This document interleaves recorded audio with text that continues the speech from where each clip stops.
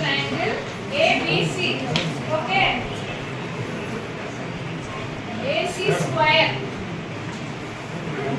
ఇది hypotenuse కదా, is equal to AB square plus BC square. అర్థమైందా? So if this is 3, this is 4. So AC will be ఎంత? Root of 3 square plus 4 square, which is 5. Root వచ్చిందా? 4 వచ్చిందా? అది వచ్చింది. ఓకేనా? సో మనం మెజర్మెంట్ మార్చి ఏదైనా మార్చుకోవచ్చు. Because only for a right angle triangle.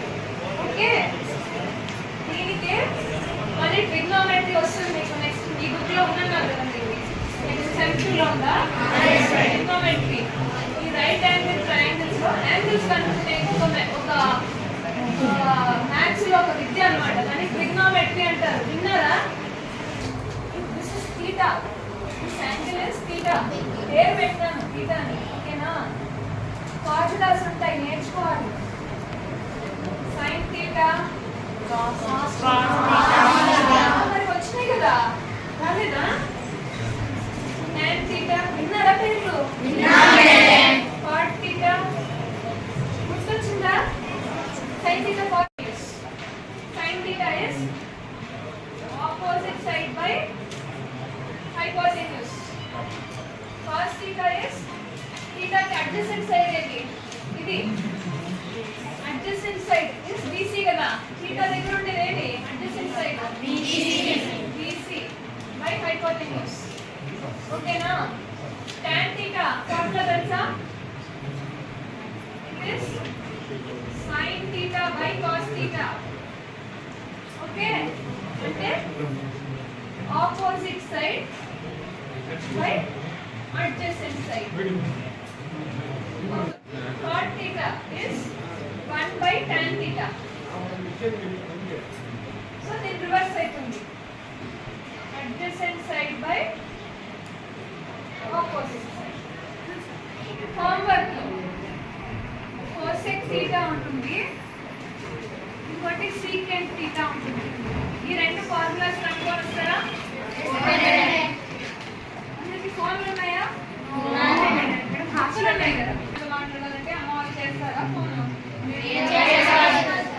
సరే, బుక్లో ఉంటాయి చూడండి. ఈరోజు సెర్చ్ చేసి దీని ఫార్ములాస్ నేర్చుకోవాలి. tan theta is sin theta by cos theta. cot theta is 1 by tan theta. Reversal. ఆ రెండు మీకు హోంవర్క్ ఈరోజు. ఎక్సర్సైజ్ చేయరా? చదవాలి ఎవరన్నా? చదువు విండి. ఎవరు? राज्य के राजा श्री कृष्णदेवराय थे. ओके, उनकी सभा का नाम भुवन विजयम था. మన సభ పేరంట భువన్ విజయం. उसकी सभा में अष्टदिग्गजन नामक 8 कवि रहते थे. అంటే అష్టదిగ్గజాలంట, 8 మంది ఉండేవాళ్ళంట, పెద్ద పెద్ద కవులు. దాంట్లో ఈయన ఒకరు. उनमें से तेनालीरामन बहुत ज्ञानी और चतुर व्यक्ति थे. అంటే 8 మందిలో ఈయన మంచి చాలా క్లెవర్ అయిన పర్సన్ అంట. మిగతా 8 మంది, మనం 7 మంది పేర్లు మనం ఎక్కడైనా గుర్తు పెట్టుకున్నామా? ఈయన ఎందుకు ఫేమస్ అయినారంటే అందరికీ తెలివి ఉంటుంది, కానీ ఆయన స్పెషల్ చూపించారు. మీరు చాలా సినిమాల్లో చూసింటారు. ఆదిత్య 369 సినిమా చూసారా మీరు ఎప్పుడన్నా? ఎప్పుడన్నా ఛాన్స్ దొరికితే చూడండి. దాంట్లో ఒక టైం మెషిన్ చేస్తారు.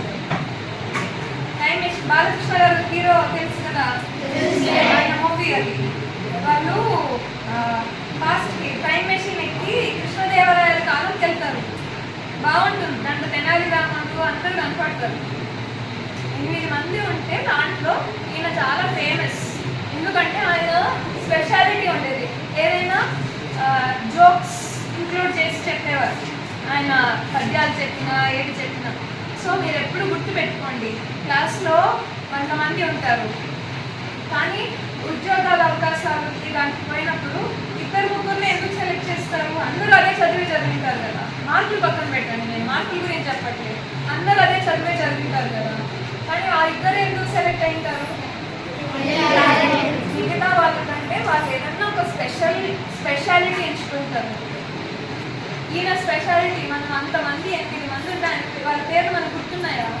ఈయన గురించి ఎందుకు చదువుతున్నాం, ఈయన గురించి ఎందుకు అందరూ మాట్లాడతారు? ఆయన స్పెషాలిటీ మామూలు కవిలోనే ఎందుకు స్పెషాలిటీ? కొంచెం కామెడీ తత్వం తెచ్చుకున్నారు. చాలా తెలివైన వాళ్ళంట, ఏదైనా తెలివితో సాల్వ్ చేసేవాళ్ళంట ప్రాబ్లమ్స్ని. ఇప్పుడు ఇందాక సింపుల్ క్వశ్చన్ అడిగితే రాజు అడిగితే బుక్ చూస్తున్నారు. మీకు తెలిసిందే కదా, విజయనగరం రాజు ఎన్నిసార్లు వికట కవి అనే వాళ్ళంట. ఇక్కడ ఉంది చూడము, अपनी होशियारी से हर समस्या का हल निकाल लेते थे. ఆయన తెలివితనంతో అన్ని సమస్యలను ఈజీగా సాల్వ్ చేసేవాళ్ళు. इसलिए उन्हें विकट कवि भी कहते थे. వికట కవి అని పిలిచేవాళ్ళు అంట. ఓకే.